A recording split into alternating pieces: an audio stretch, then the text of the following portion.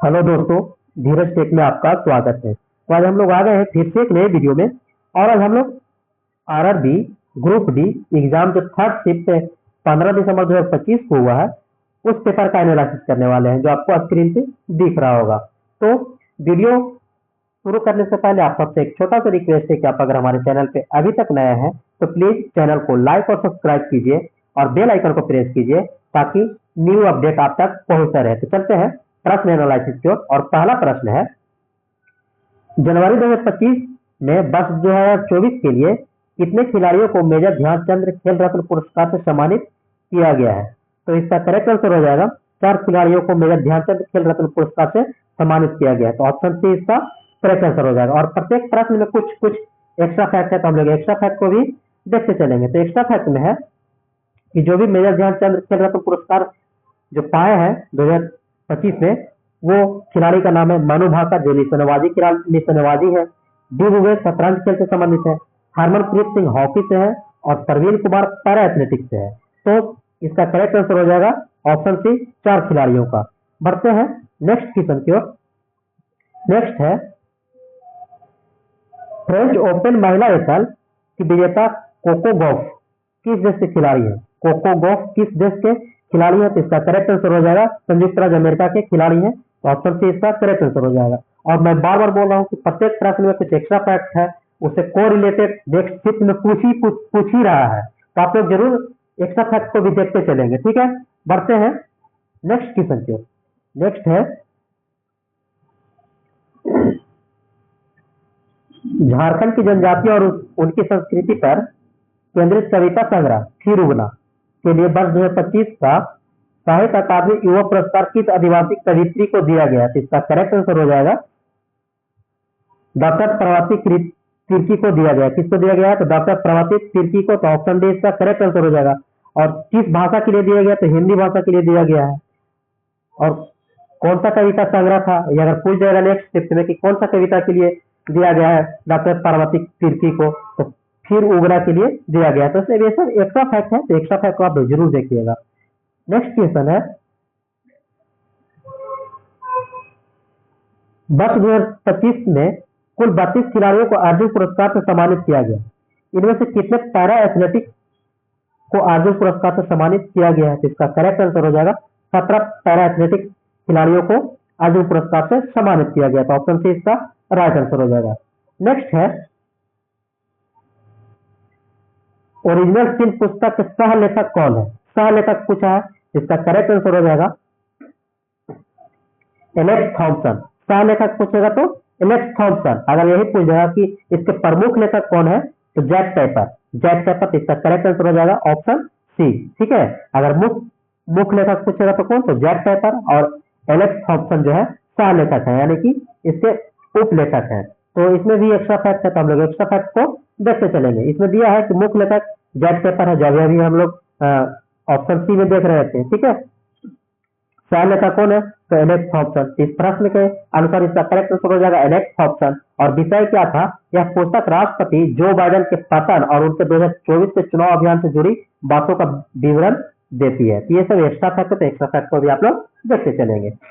बढ़ते हैं next question की ओर। और देखिए फ्रेंड्स, आप लोग चैनल को सब्सक्राइब नहीं कर रहे हैं। आप लोग के लिए जब इतना मेहनत करते हैं तो आप लोग से बस छोटा सा ही रिक्वेस्ट करता हूँ, आप लोग भी मुझे सपोर्ट करें। और वो सपोर्ट कैसे कर सकते हैं? तो चैनल को लाइक करके, सब्सक्राइब करके और एक दूसरे ग्रुप में शेयर कर सकते हैं। अगर दूसरे ग्रुप में शेयर नहीं कर सकते हैं तो प्लीज चैनल को सब्सक्राइब जरूर कर सकते हैं। और चैनल को सब्सक्राइब करके मुझे भी सपोर्ट करें, ताकि मुझे भी अच्छा लगे और भी वीडियो का एनालिसिस बनाए और भी नए नए चीज आप लोग को अपडेट करते रहे, ठीक है। देखते हैं क्वेश्चन को। नेक्स्ट क्वेश्चन है, 2025 में बाल श्रम से बच्चों को बचाने के मामले में कौन सा राज्य शीर्ष पर रहा? तो तेलंगाना इसका करेक्ट आंसर हो जाएगा। तेलंगाना राज्य जो रहा बच्चों को बचाने के लिए सबसे शीर्ष स्थान हासिल किया है। तो ऑप्शन डी इसका करेक्ट आंसर हो जाएगा, ठीक है। नेक्स्ट क्वेश्चन है, मस्तिष्क का कौन सा भाग अनैच्छिक क्रियाओं को नियंत्रित करता है? मस्तिष्क का कौन सा भाग अनैच्छिक क्रियाओं को नियंत्रित करता है? तो इसका करेक्ट आंसर हो जाएगा मेडुला ऑब्लोंगेटा। मेडुला ऑब्लोंगेटा इसका करेक्ट आंसर हो जाएगा ऑप्शन सी। और एक्स्ट्रा फैक्ट मैं बार बार बोल रहा हूँ कि एक्स्ट्रा फैक्ट जरूर देखिए, उससे कोरिलेटेड नेक्स्ट शिफ्ट में पूछ ही दे रहा है, लगभग शिफ्ट में पूछा ही है। और रिपीटेड क्वेश्चन भी पूछ रहा है तो आप लोग वीडियो एनालिसिस जरूर देखें। वीडियो एनालिसिस को देखने से ये होगा कि आपका रिपीटेड क्वेश्चन और एक्स्ट्रा फैक्ट जो भी दिया हुआ है वो उससे कोरिलेटेड जो भी प्रश्न आएंगे उसका आप उत्तर देने में बिल्कुल 100% आपके पास सक्षम हो जाएंगे। ठीक है, नेक्स्ट क्वेश्चन है और इसमें एक्स्ट्रा फैक्ट है। नेक्स्ट क्वेश्चन कराने से पहले एक्स्ट्रा फैक्ट के बारे में मैं बार बार बोल रहा हूँ तो आप लोग एक्स्ट्रा फैक्ट को भी देखते चलेंगे। ठीक है, नेक्स्ट क्वेश्चन है फरवरी 2025 में आयोजित एआई एक्शन समिट। ठीक है, क्वेश्चन को फिर से सुन लीजिए। फरवरी 2025 में आयोजित एआई एक्शन समिट किस देश में आयोजित किया गया था? तो इसका करेक्ट आंसर हो जाएगा पेरिस फ्रांस में किया गया था।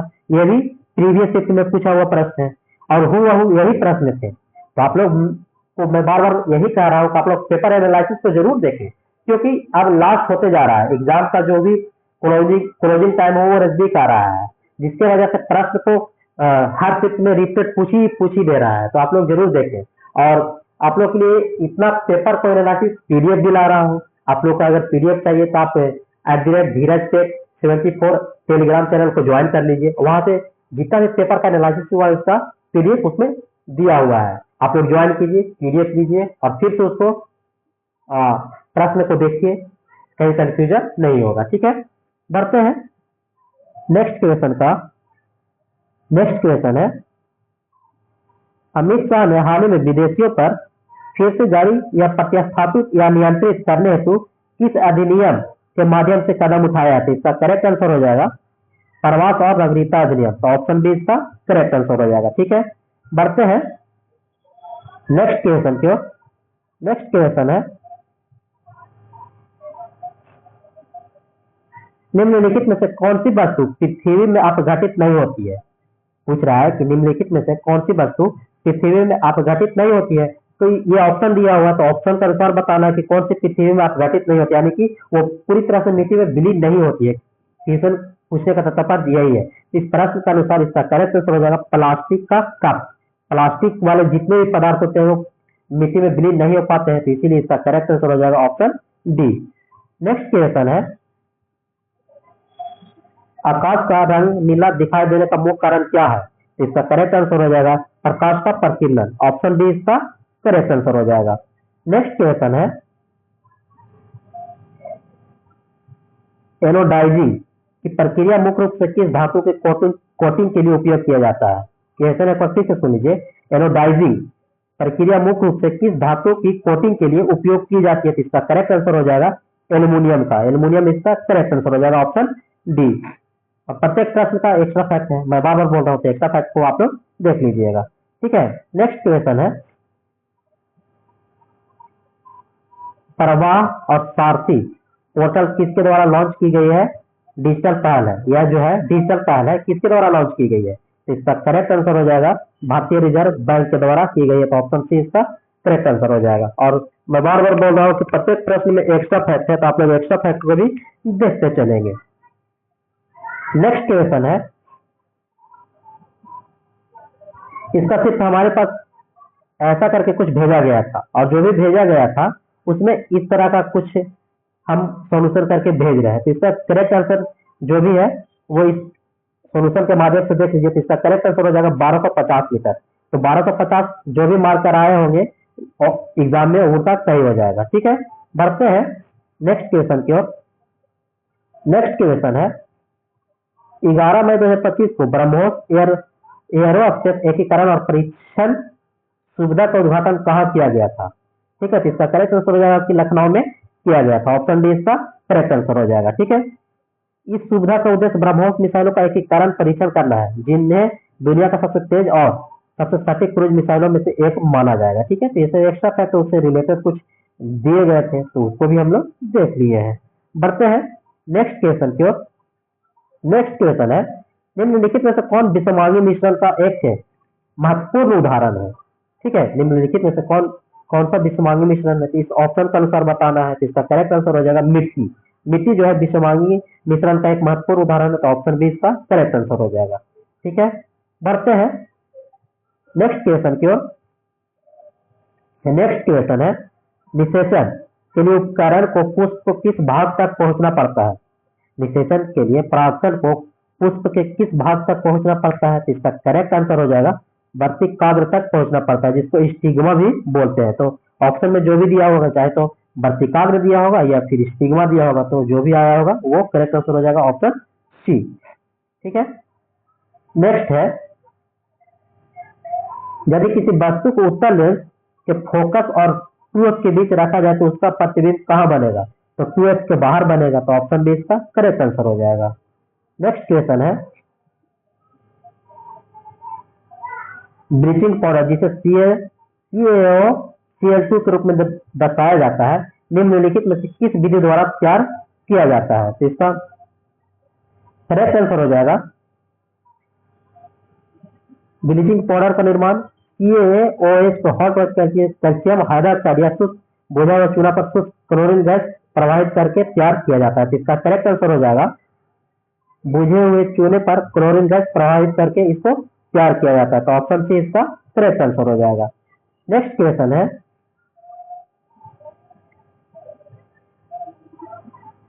निम्नलिखित में से किस सरल अस्थायी उत्तक में कोशिका भित्ति लिग्निफाइड होती है? क्वेश्चन ऐसा फिर से सुन लीजिए, निम्नलिखित में से किस सरल अस्थायी उत्तक में कोशिका भित्ति लिग्निफाइड होती है? तो इसका करेक्ट आंसर हो जाएगा स्क्लेरेकाइमा। स्क्लेरेकाइमा इसका करेक्ट आंसर हो जाएगा ऑप्शन सी। नेक्स्ट क्वेश्चन की ओर बढ़ते हैं। नेक्स्ट है, बिजली का बल्ब का फिलामेंट टंगस्टन का क्यों बना होता है? इसमें बताया जा रहा है कि बिजली का बल्ब जो है, बल्ब का जो फिलामेंट होता है टंगस्टन का ही क्यों बनाया जाता है? तो इसका करेक्ट आंसर हो जाएगा क्योंकि टंगस्टन का गलनांक बहुत अधिक होता है और यह उस ताप पर भी नहीं पिघलता है, जिसके कारण बिजली के बल्ब में फिलामेंट टंगस्टन का बना होता है। तो ऑप्शन सी इसका करेक्ट आंसर हो जाएगा। नेक्स्ट क्वेश्चन है, औसत चाल की प्रकृति का सही वर्णन कौन सा है? औसत चाल की प्रकृति का सही वर्णन कौन सा है? इसका करेक्ट आंसर हो जाएगा कि यह कुल चली गई दूरी को कुल समय से भाग देने पर प्राप्त होती है और यह एक अदिश राशि है। तो ऑप्शन सी इसका करेक्ट आंसर हो जाएगा। नेक्स्ट क्वेश्चन की ओर बढ़ते हैं।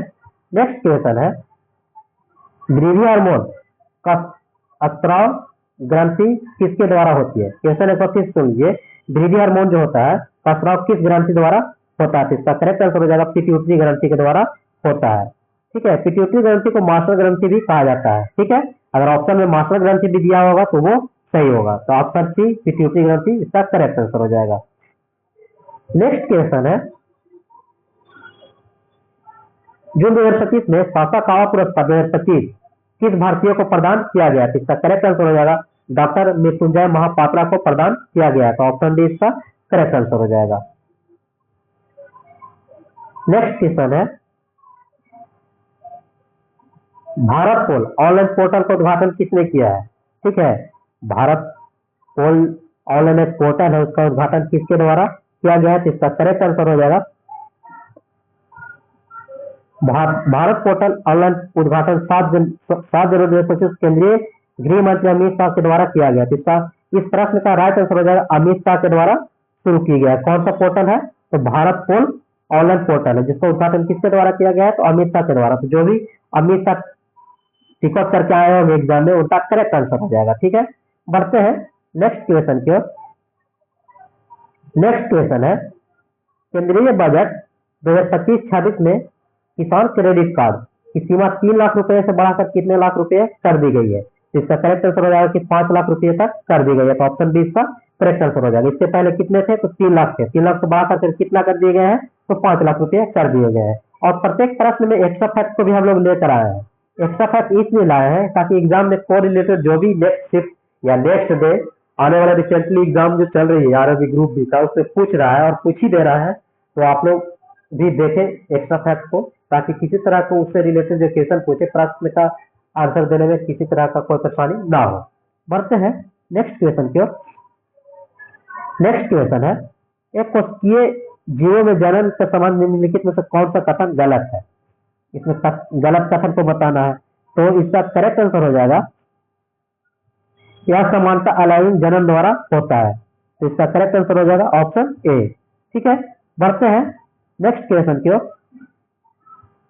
नेक्स्ट क्वेश्चन है, परमाणु संख्या 19 और परमाणु संख्या 20 के तत्व का नाम क्या होता है? तो परमाणु संख्या 19 का नाम होता है पोटेशियम, ठीक है। और 20 का जो परमाणु संख्या होता है उसका क्या नाम है? तो कैल्शियम, ठीक है। तो जो भी ऑप्शन में आया होगा, और 19 और 20, जिसको 19 को पोटेशियम कहते हैं और जिसका परमाणु संख्या 20 होते हैं उसको हम लोग कैल्शियम कहते हैं।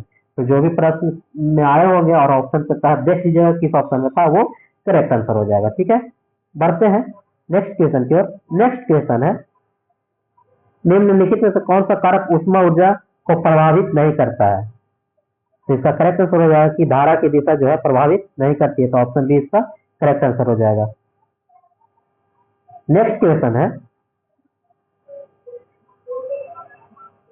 यदि किसी वस्तु पर लगाया गया बल 600 न्यूटन है और जिस क्षेत्र पर यह बल लगाया जाता है वह 0.05 वर्ग मीटर है, तो दाब पास्कल में कितना होगा?